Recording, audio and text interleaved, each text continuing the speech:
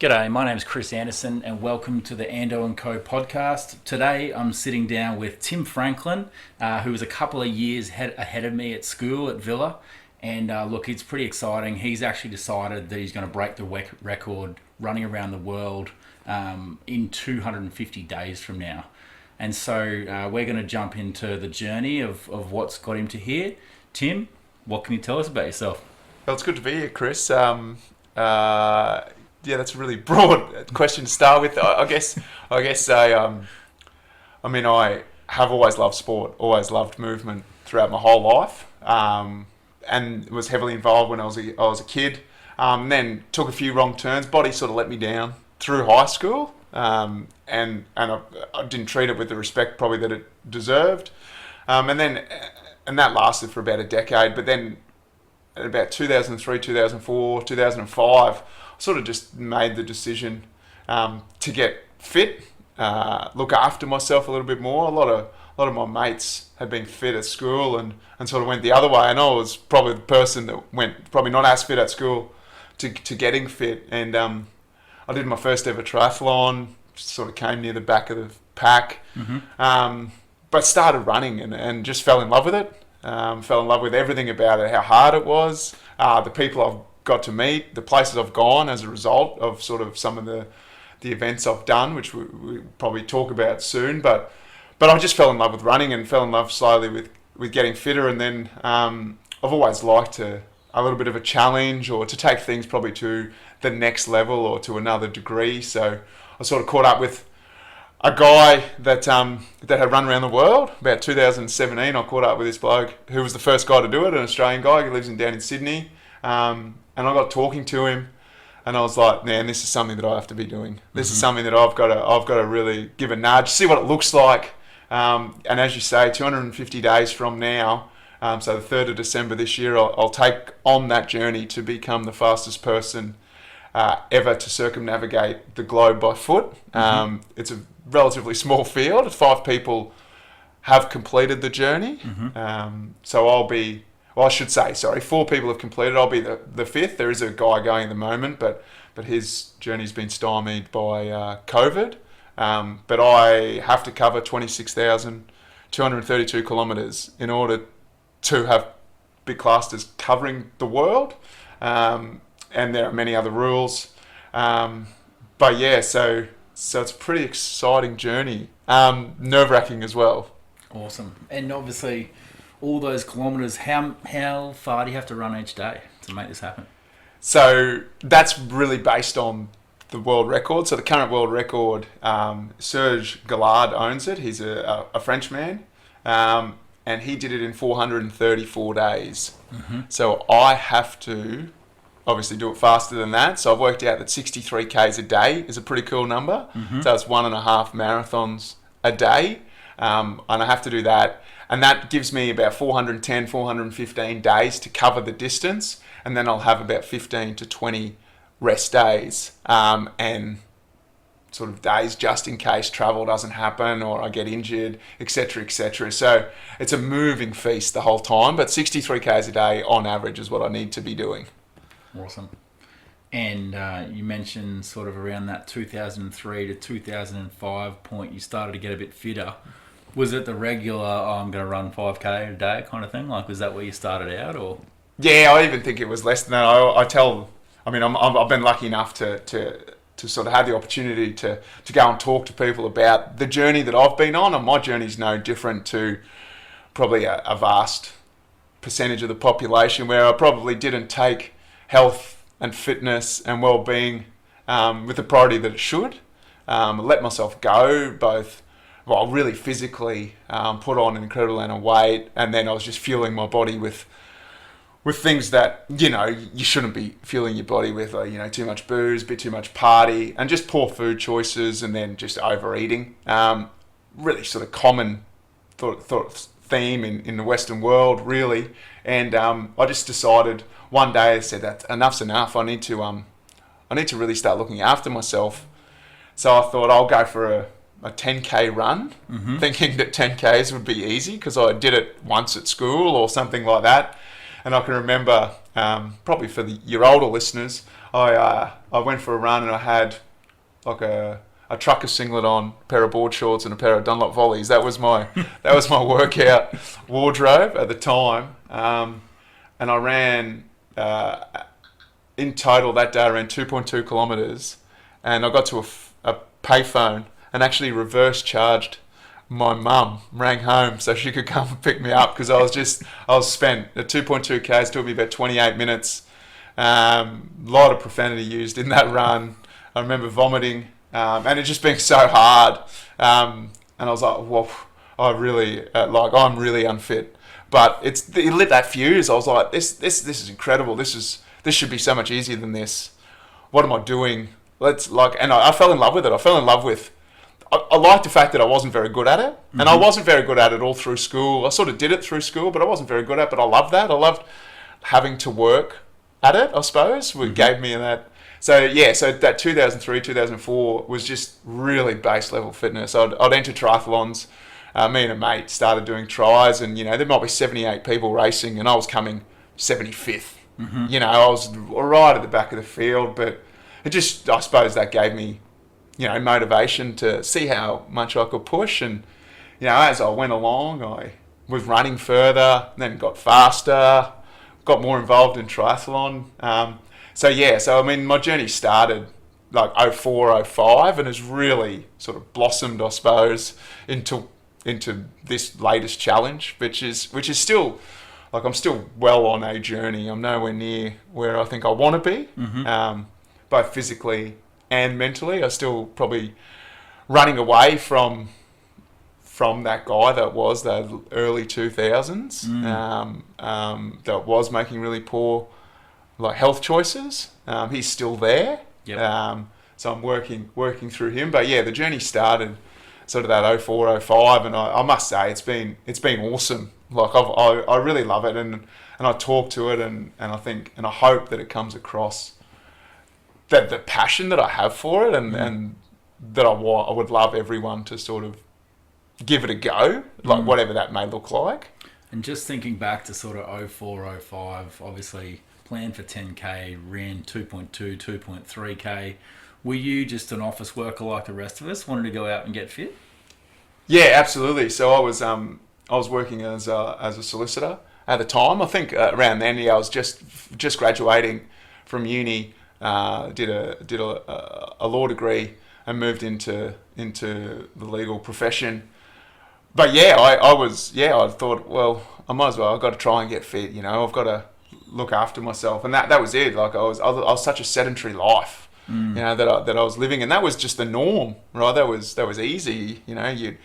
We're working long hours, like a lot of people do. But I just made the decision just to get up a little bit earlier and just move for a bit. Yeah, so I started from like really baseline at zero. Yeah. Like no, like I hadn't moved properly in a long time. Played a bit of social touch football or something, or went to the gym and walked around for 45 minutes looking lost and left. That was about the whole of my athletic campaign for about 5 to 10 years. And I guess that's it. I just went from sedentary lifestyle that I knew I couldn't keep doing. And so at the time, were you able to just sort of flick that switch in your brain and start showing up and doing it every day, or how did you manage to make that work? Yeah, that's a good question, right? I think my personality is that I'm relatively addictive. Like I like, if I'm in, I'm all in. I mean, so it's 18 years ago now, sort of 17 years ago when I really got stuck into it. I don't think I was there every single day, but geez, I didn't miss many. Discipline is probably the thing that has got me to where I am today. At the expense of some other things, but when it comes to exercise and movement, that has been probably my priority for the best part of 15, 16 years, just because I've seen so many people go the other way and the adverse effects that has on them. So I've really, I'd like to say that I'm as hardworking, as disciplined as sort of anyone. I just don't necessarily probably have the talent that others have. And obviously, when you're in an office environment, working really hard, get focused on problems that you need to solve, and then I find for me, I would just drop everything else because I had to focus entirely on that. Whereas it would have been much more healthy for me to have some sort of habit that would set myself up so that I would at least have that break away. And it's taken me a long time to actually start to develop those habits. When you started to develop that exercise habit and you're still working in that office environment, working really hard, what was the notice that what was it that you noticed changed in terms of your mindset or the way you showed up? Well, I think it's twofold. Like what comes first? It's the chicken or the egg type of thing. Like I really enjoyed exercising. It was challenging. So it was. But it releases those endorphins and you're just usually surrounded by really positive people when you do it. So you want to do it. I was also lucky enough, the place I was working was really supportive. My immediate supervisor, she was really supportive, and our boss in general, he was also athletic. So they allowed it, they embraced, sort of came on the journey with me. So that made that easier. But it was just lifestyle choices. I mean, if you work out in the morning, usually by late evening you're tired, so you go to bed earlier than you would. You sleep better, you wake up refreshed, and it's easy to get out of bed. So it becomes habitual, right? So that's what I'm big on, the routine. As we were talking before we jumped on the podcast, I love routine in my life. I know what I'm doing pretty well every day of the week before the week starts. And that's the way I like it. It probably sounds a bit boring to a lot of people, but for me, it's just it makes life so much easier. So I can prepare. I know what's coming up, and then it's just that habitual nature of getting up early, getting the work done in the morning, and then feeling good about yourself for the rest of the day. So you go to work. And again, if you want to train twice a day or you want to train in the afternoon and you really enjoy it, you prioritize that. So what does that mean for your day at work? Well, you manage your time better. You're more productive because you want to get out. And I walk in and lucky enough to do some work with corporates and speak to and I'm like, well, leave. I'd sort of tell them to leave, get up from their seat and go out. Work's not going anywhere. It's going to be there tomorrow. Safe for being a surgeon. No one's going to live or die really by what we do. That's probably unfair and probably disrespectful of people's professions. But you can't do anything if you're sick or unhealthy or not in a good mind space. So you're not going to be that great of an employee if you all of those things. So that movement aspect is everything. And then once it's in a routine and you just know that in the morning I get up, I've slept better because I've exercised the day before, I've slept better, it's easy to get out of bed, I'm going to go hang out with friends in a social environment, the guys I train with, they're cool, I really like them, and then I'm going to go to work and I've got a pep in my step walking in, so you're already a better employee. And I think the interesting thing and I definitely went through those years where I went from being really into sport and then suddenly not really doing it anymore because of injuries and whatever else. And you sort of, it's only when you look at yourself from a year ago or when you remember how you felt a year ago that you realise that something has been slipping for quite a while now and you're no longer showing up as your best. Could be that your colleagues realise that, or it could be that your partner realises that. But I think when you're with yourself for that whole period of time, it's only when things start to show up in a way like, oh, geez, there's something really not right here, that you start catching yourself and go, mate, you really need to change something right now. Yeah, absolutely. And that's and that can manifest itself in many a way. Like, it can be as simple as, geez, my pants are a bit tighter. Yeah. I feel uncomfortable in clothes that I used to be comfortable in, or you're not happy with what you're seeing in a mirror. They're easy ways to look at it, but for me, it's more what it does mentally. I find that you're a lot flatter. Yeah. As a person, it's harder to get out of bed every day. You don't feel good about yourself, and I mean, it's very cliche, but if you don't feel good about yourself, How are you going to make other people feel good about them, or how are you going to produce your best if you're not where you think you want to be? Yeah. And that's sort of the premise of which I want to promote through what I'm doing. I mean, my run is a particularly probably selfish endeavour. You know, I'm attempting to break a world record and go on a journey for about 14, 15 months.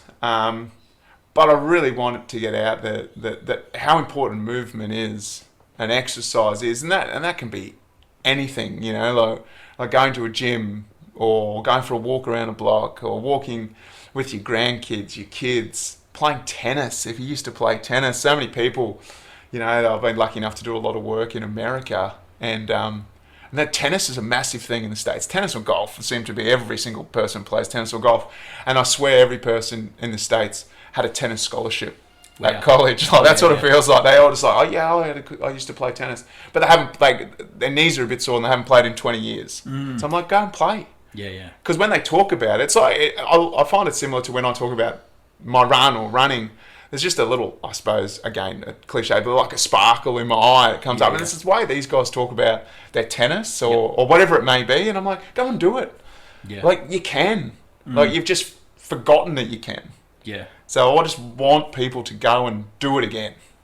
And obviously you've set yourself a massive goal now. What were the challenges that you set for yourself from that 2004-05 period that have led to this? Really simply, there was nothing other than I just want to be better than what I was yesterday.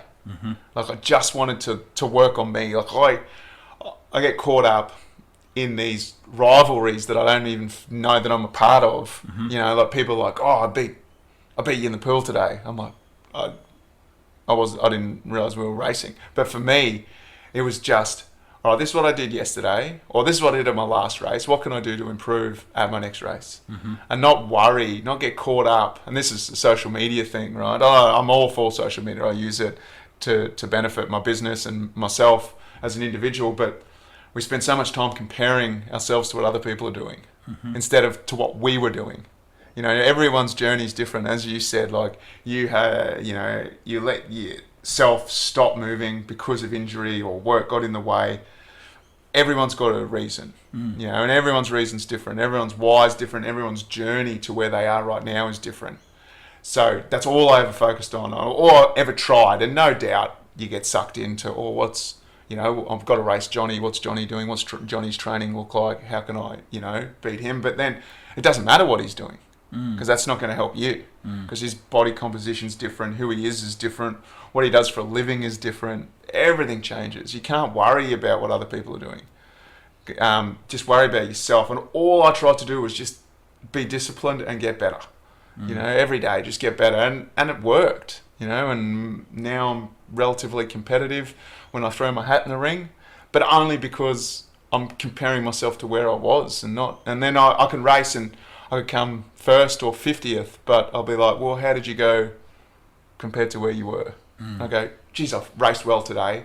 And people are like, well, you came 40th. I'm like, I don't care. I don't do it for a living. And so, obviously, showing up every day, doing the work, managing your mental health, making sure that you feel as good as you possibly can to do everything that you're looking to do.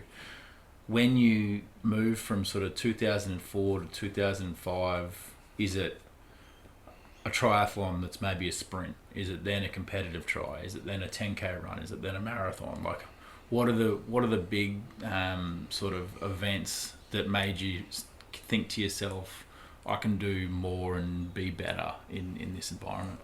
Well, that was the environment I was in. The environment I was in and the squad which now I run it's all about that. It's all about that positive surrounding and people supporting you to take on goals. So I started, my very first triathlon was the Noosa Triathlon, which is quite big here in southeast Queensland, one of the biggest triathlons I think on the globe, to be fair. And that's the one where I think I came second last and like two people didn't finish or something like that. Like I was stone motherless. And that's what they call a standard distance on an Olympic. So that's a 1.5K swim, 40K bike ride and a 10K run. So I did that and then, I did that for a few years and just slowly improved. And then, people mentioned like a half Ironman.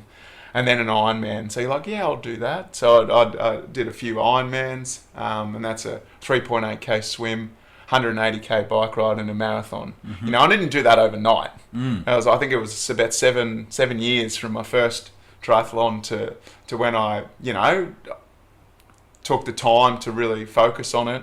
And it was great fun. You know, again, it was the single hardest thing I've ever done in a day, but I got through it and then did more and got better. I think my very first Ironman, I finished with the winner. We crossed the line together with the winner of the 65 to 69 age group. So the bloke's 40 years older than me.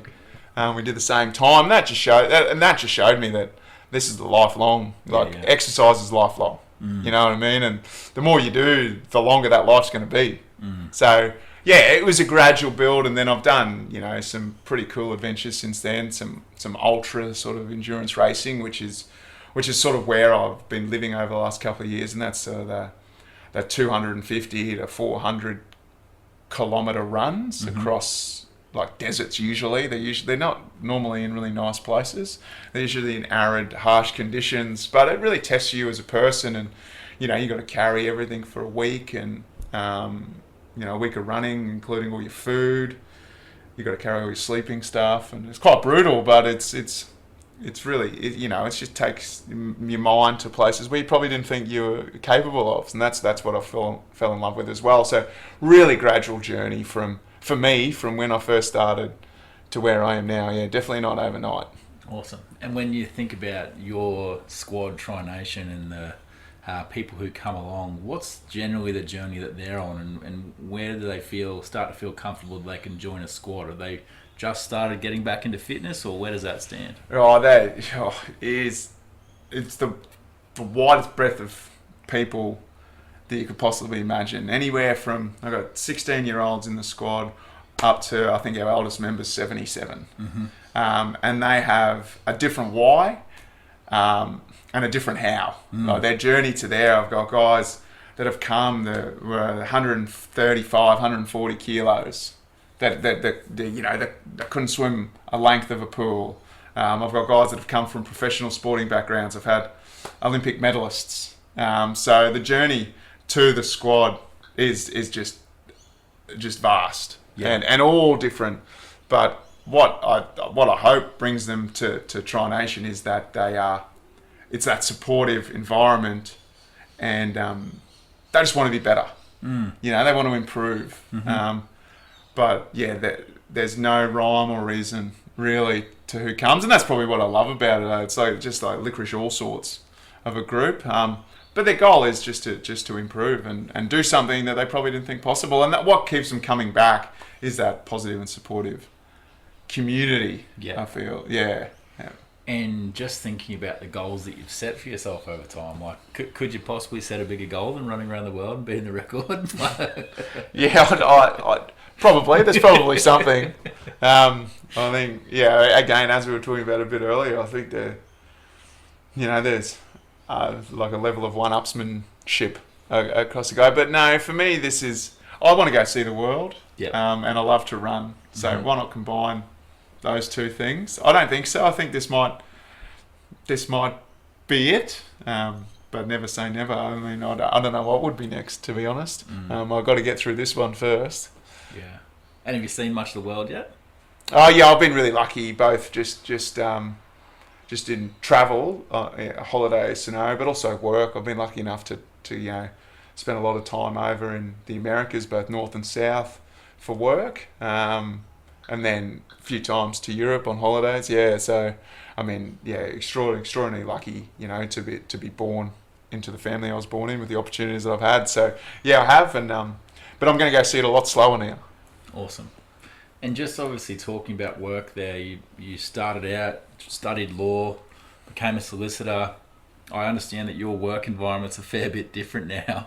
How did you go from that office environment to being able to set up what you're doing now? And yeah, I run a program, like a goal setting program called Own Your Own Show. And again, that's what I talk to groups about, and just being you and being like a genuine version of yourself. And I guess I don't necessarily think I was ever put on this earth to sit behind a desk. But going into school and then sort of society, the norm, I suppose, was to go to uni, and I enjoyed it.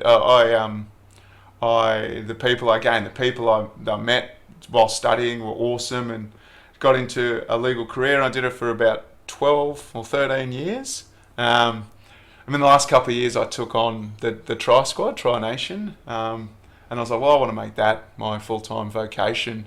So I just took a long time to step back completely from the law because of the security blanket of a career. But I was like, well, I talk to people about owning their own show. Look, let's do it. I did it for 13 years, and then middle of last year I just made the final decision to take some time away from it and to go all in on my coaching. Awesome. And it was probably one of the biggest risks I've ever taken. Obviously financially, it's been a significant impact, but I think I love coaching, and I love working with people that are achieving stuff that I think probably didn't think they thought possible. That's how I did it. It was a really tough, I suppose, risk, but what's the risk? I can just go back into it if it all went to custard. It hasn't yet, but it's been really good. So how much training are you doing right now to be able to achieve your goal? At the moment, it's all about base fitness. So we split the year up into sort of 2 blocks. So the first half up until about July, just before July, we're just getting base Ks in. So a lot of long, slow running. So at the moment I'm running about 15 to 20 hours a week. I'm doing about 200 Ks a week. I'm going to the gym a couple of times, just working on core stability, strength stuff. And then on a bike, just something other than running, because it's doing my head in. Just running the same streets of Brisbane all the time.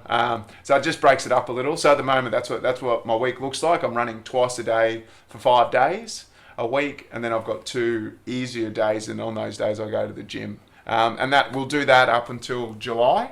And then in July, I'm going to run the 63 Ks a day for every day in July, just as a practice. Yeah, right. Just to see if my body can handle it, to see how I should do it, how I should break the run up each day, what I should be eating. Yep. Or just to go through all that to see what works, what doesn't. It's like a trial run, if you will. And obviously I see you out in the trails around in Brizzy all the time. I live fairly close to where it is you run. Always sort of in the Tri-Nation singlet, running, whether it be raining or dry or whatever. But I guess if people were to find you in the street or find you online, what do they expect to learn about over that time leading up to the moment of you kicking off to start this race? I think what I'm going to be learning is who I am. Spending a lot of time with myself, a lot of time thinking about, a lot of things. That's one great thing about running is it's you versus you. Yep. So you spend a lot of time learning about you, but I always love running with people. I do spend a lot of time running on my own because that's just how it works with coaching, etc. But I love running with people. So if anyone ever sees me out running and they're running, feel free to holler at me and stop me and come with me. But that's where I'll be. I run the streets and along the river all of the time. I guess, and I guess for me, I just want as many people to come on the journey with me as possible. And how do they find you on socials? Well, a lot of people probably think I live there. But yeah, you can find me just at Timmy R. Franklin. That's my handle on Instagram, and then just Tim Franklin on Facebook, and then they'll cover my journey. They'll be all across that for my journey, and then obviously, I've got a website as well, which is timrunstheworld.com. So if people want to come and see where I'm at, see how I'm traveling, there'll be obviously a live update on there, a little bit of a tracker. But I want people to reach out, You know, if any way you want to help, or you want to come for a run, or you live overseas, you want to meet me somewhere, or you're going to go on holidays, I'd love that. I mean, that's what it's all about, right? Getting a community to move together. And if people want to go on their own sort of fitness journey, then please reach out as well. I mean, I started base zero, so I know what it's like. You know, I know people look at me now and be like, wouldn't ever see an unfit sort of guy. And I think I find that like not offensive, because I'm like, I worked really hard to get here. You know, people go, oh, you've probably been easy. You've probably built like that. So I want people to come to me and ask me how they can start. You know, where do they start, or what can I do to help, or just follow the journey, because the more people, the merrier. And I understand that this is your own undertaking. You're covering all your costs at this stage. Is there any way that people might be able to support you? Oh, absolutely, yeah. As you say, I've fully self-funded at present, but I'd love to partner with like-minded businesses. That's what it's always been about. I'm not going to just take on anyone for a dollar. It's really about like that same value proposition that I have. But yeah, if people would like to support it in any way, to reach out to me through those channels, or send me an email. My email is just tim@timrunstheworld.com. Awesome. So I'd love to hear from anyone that would be interested in assisting in any way, whether that be financial or offering their time. That'd be awesome. And are you still doing the Own Your Own show speaking as well?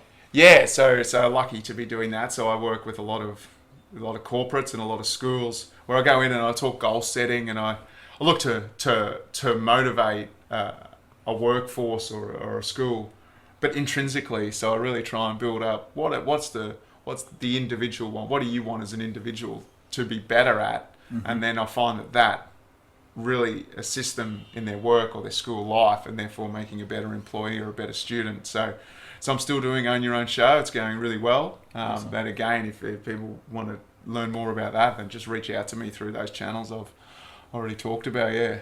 Fantastic. Yeah. All right, Tim. Well, thanks very much for taking the time to sit down today. I'm looking forward to you breaking that record in the future. No, thanks very much, Chris. Thanks for all your support, mate. Cheers.